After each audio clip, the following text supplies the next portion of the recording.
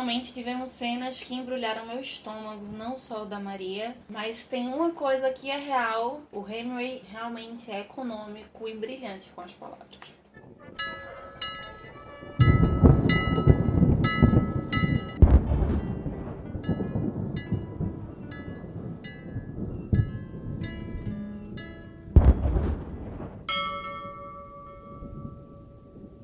O que temos para hoje, Sanches e Dulcineias? Eu sou a Larissa Bertolino, você está no canal Uma Garota Quixotesca, onde nós tratamos de temáticas, assuntos, gêneros literários, provocações que partam nosso eixo principal, que é o Dom Quixote de La Mancha, do Cervantes. Um desses nortes é nossa terceira jornada de leitura conjunta de 2022, que está sendo Por Quem os Sinos Dobram, do Ernest Hemingway. Este ano nós estamos comemorando o centenário de muitas coisas do modernismo e, por isso, um dos critérios para escolher essa obra é que ela pertence a um dos autores da geração perdida. Então, se você quiser entender como está andando, você pegou esse bonde andando, não quer pegar spoilers, quer participar, aproveita que nós estamos no segundo episódio, volta pro episódio de apresentação para você entender como está sendo feita a divisão que nós vamos ler neste e no próximo mês de junho. Lê os episódios de cada semana e volta aqui pra gente conversar. E não esqueça desde já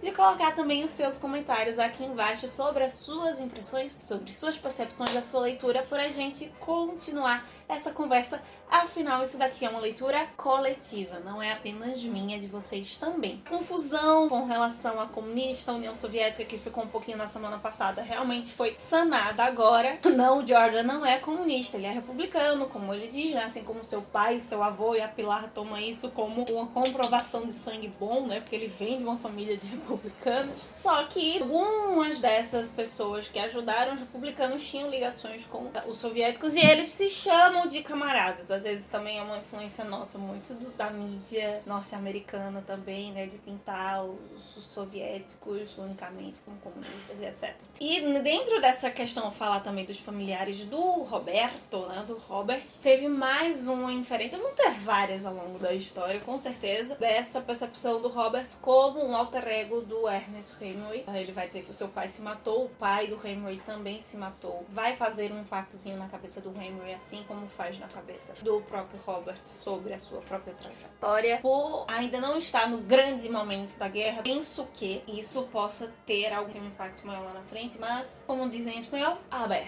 Como comprovado, semana passada eu disse que a Pilata, então, era a personagem mais interessante, que chamou a atenção, e essa semana isso só se comprovou e foi maravilhoso, porque nós tivemos muito protagonismo da Pilar nos capítulos 6 ao 10, especialmente os últimos. Ela realmente acaba sendo não só qualquer espanhola, mas ela é a própria incorporação da Celestina, gente. A Pilar é muito Celestina, dona ali, quase a cafetina do lugar, né? Eu comando desta bagaça. Chama o Paulo de covarde na cara dele, manda ele sentar, todos os homens ali obedecem ela, e ela tá alcovitando pra Maria ficar com Robert Jordan. Em um dia, ela faz a Maria se apaixonar e se entregar pro Roberto. Chega a ser menos de 24 horas que eles se conheceram. Se a gente for lembrar da Celestina, o Calista e a Melibeia, tal qual Romeu e Julieta, também se apaixonam assim do dia pra noite, tudo se desenrola rapidamente. Não tão rápido quanto Romeu e Julieta, mas rápido também. Considerada sábia, não só sagaz, esperta, mas sábia. Só que ela parece ser ainda mais sábia no período da guerra, quando ela começa a contar essas histórias, porque a identificação maior dela e do Robert é que eles são pragmáticos. Não que ela se permita viver mais o emocional que ele, mas por essa sabedoria, talvez, ela consegue se utilizar do emocional, do afetivo, de um modo mais pragmático que ele, né? Até quando tem aquela baixa guarda, ele diz: eu estou gostando de você, ele menos do Juan Barato, tá bom? Menos. Ela, que aparentemente é mais emotiva, troca desse lugar com ele. Ela realmente é um personagem que pode entregar muito durante essa leitura. Tem uma frase interessante que vai surgir do momento que tem os aviões passando, depois das conversas posteriores. Se eu não me engano, é o Fernando que vai dizer: não há país como a Espanha, e o Robert vão concordar em algumas medidas, né, nessa afirmativa, e realmente não há país como a Espanha. É muito muito singular o modo como o Hemingway vai tratar isso aqui. É um americano, com um protagonista americano, tem muito do pensamento americano aqui, mas o modo como ele pinta a Espanha, como ele retrata, e aí eu não falo simplesmente tratando da cor local, vamos evocar Machado de Assis mais uma vez, né? Ainda que ele não seja espanhol, mas como ele retrata o instinto de nacionalidade espanhol aqui entre os personagens se mostram espanhóis exatamente quando eles não estão numa descrição estereotipada, quando eles não estão tratando de assuntos autóctones, né? Quando eles estão tratando de situações universais,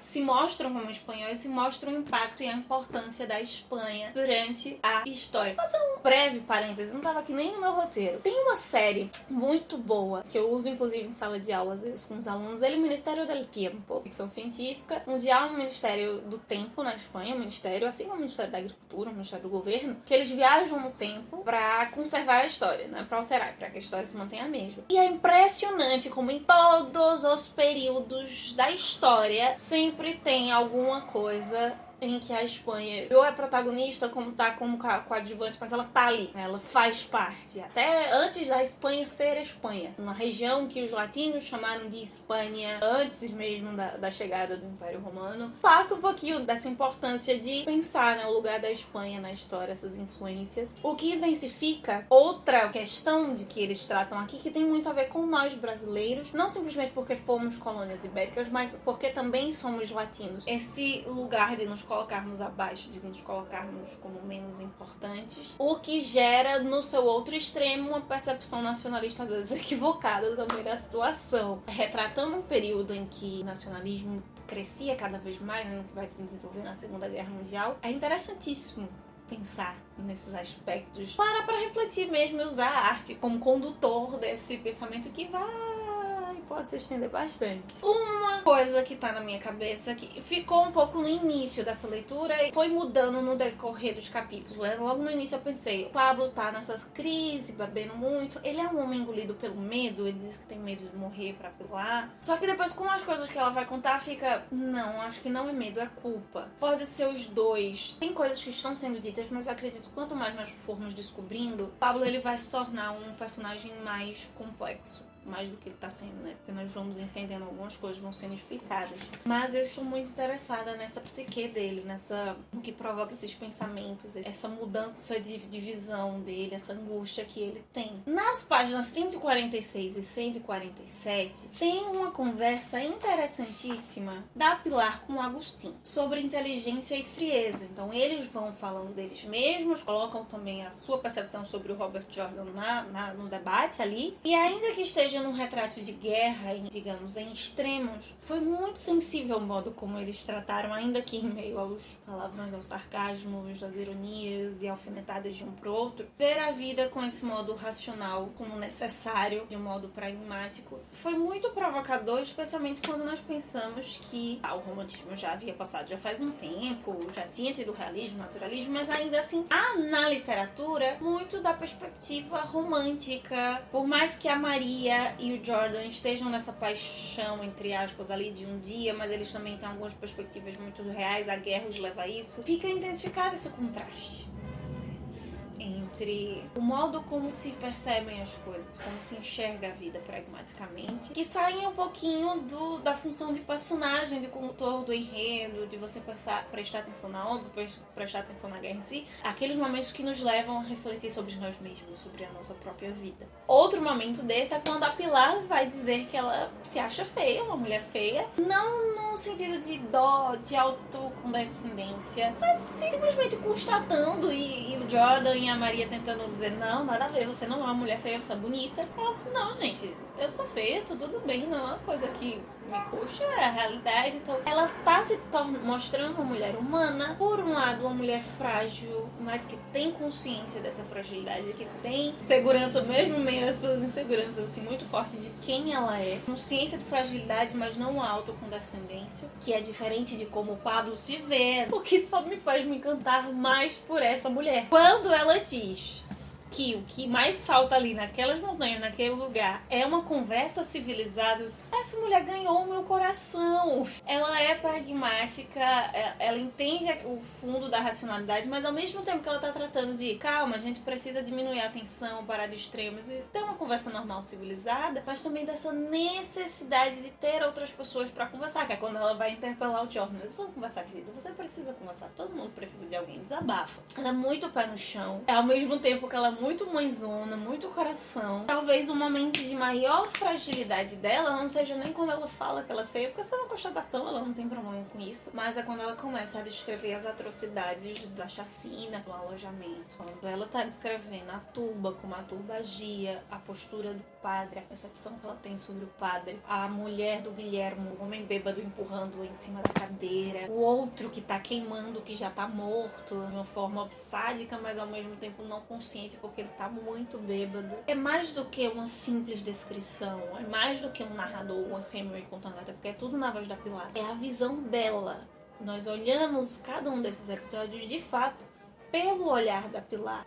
Não apenas porque é a vozinha dela, mas o íntimo dela está sendo retratado ali, mesmo as suas confusões, mesmo quando ela não tem ainda algo formulado sobre a situação, mas ela sabe que de algum modo aquilo ali está incomodando. Ela é uma mulher, tem fantasmas, que tem os problemas, mas é como se ela permite viver dentro dessa fragilidade. Ela tem essas recordações, mas ela não permite que isso sejam fantasmas na sua vida, como o Pablo está tendo. Ver o Pablo nesse modo faz com que ela fique chateada, e é interessante, não por ele, mas por ela. Se eu sou essa mulher, ela tem consciência de quem ela é. Se eu tô do lado banana desse, e o banana não é simplesmente por ele estar bêbado, por ele perder noção, ser covarde nesse momento agora, mas também pelo que ele fez no passado, pelo modo como ele lidou com a revolta. Também desconstrói um pouco, não só da imagem que ela tinha sobre ele, mas a constatação de que ele é um covarde.